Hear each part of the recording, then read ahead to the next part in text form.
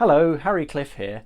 There's been an exciting result released by the LHCb experiment at CERN, so I thought I'd make a short video to explain why this is potentially very big news indeed.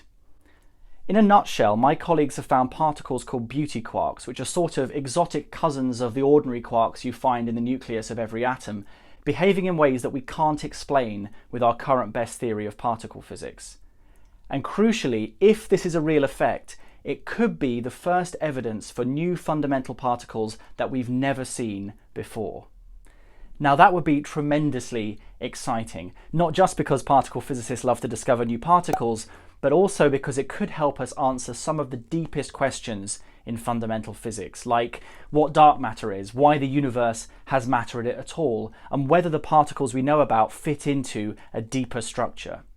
So what exactly have we found?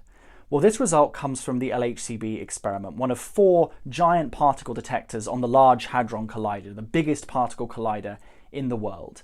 Now, the collisions at the LHC produce billions and billions of these beauty quarks every year. And what my colleagues have done is measure how often these beauty quarks decay into electrons versus how often they decay into the sort of heavy version of the electron known as the muon.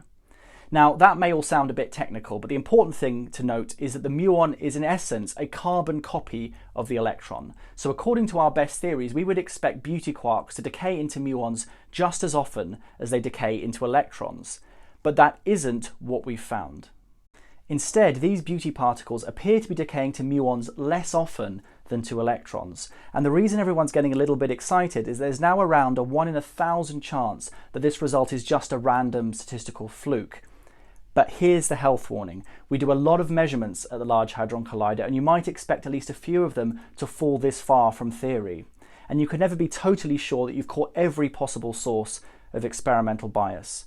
Ultimately, to know for sure whether we're seeing the effects of new particles, we're going to need more data. But fortunately, that's coming next year from an upgraded version of the LHCb experiment. So watch this space.